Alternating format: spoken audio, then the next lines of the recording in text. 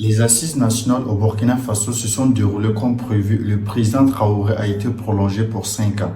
Quelles sont les implications de cette prolongation pour l'avenir du Burkina? Bienvenue sur ma chaîne, je suis Asrafil et ensemble nous décryptons l'actualité économique et politique du continent africain.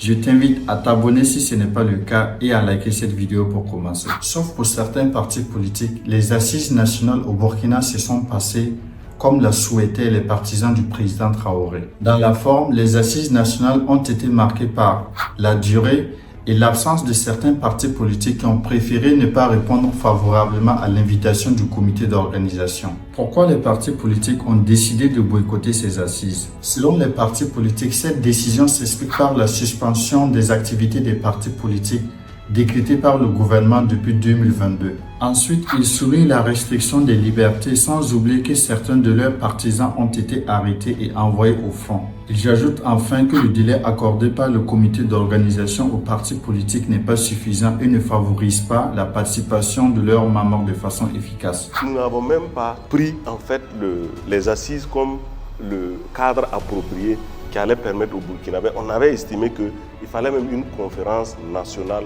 souveraine qui allait plutôt s'appesantir sur les grands déterminants de la crise. Comment sortir de la crise sécuritaire, comment faire l'unité nationale, même la question de l'unité de l'armée et bien d'autres questions comme quelle forme de transition pour revenir à un cycle normal de crise, comment il fallait faire face à cela.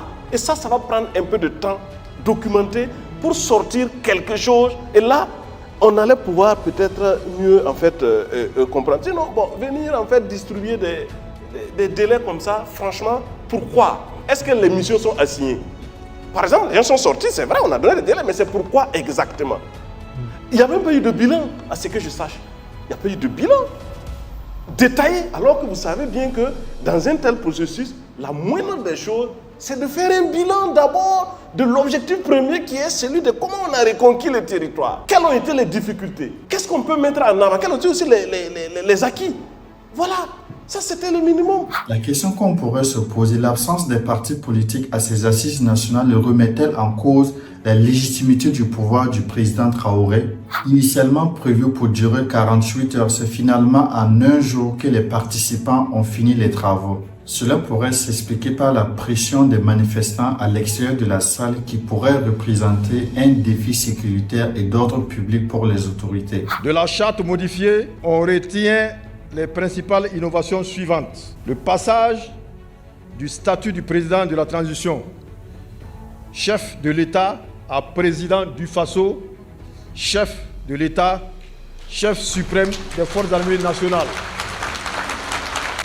La durée de la transition fixée à 60 mois à compter du 2 juillet 2024.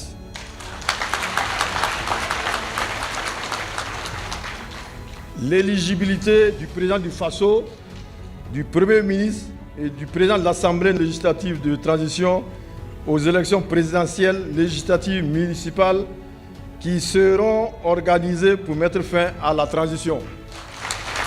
La création d'un organe dénommé CORAC, chargé de définir, de suivre et de contrôler la mise en œuvre de la vision stratégique du pays. La suppression des quotas de représentants affectés à l'ex-AMP, l'ex-CEFOB, l'ex-ONA. L'érection du patriotisme en condition de nomination au gouvernement et de la désignation à l'ALT. Le président Ibrahim Traoré reste au pouvoir pour 5 ans. Et maintenant, si on peut se réjouir de la prolongation du mandat du président Traoré à la tête du Burkina, il faut se dire que la tâche est immense. On n'attend plus du président Traoré de ramener uniquement la sécurité. C'est une évidence et une obligation pour le président Traoré de récupérer tout le territoire national en 5 ans. Il y a la lutte contre la corruption et la bonne gouvernance. Ensuite, il y a maintenant beaucoup d'attentes en termes de développement économique et social.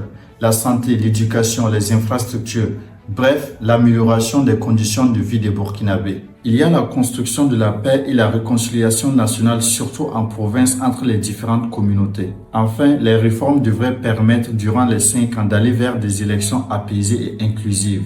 Maintenant, dites-moi dans les commentaires quel pourrait être l'impact de ces 5 ans sur les auteurs potentiels de coup d'État. Ensuite, pour les 5 ans à venir, qu'attendez-vous du président Traoré? Merci d'avoir regardé cette vidéo. Je t'invite à la liker et à la partager et surtout abonne-toi pour plus de contenu. Merci, à bientôt.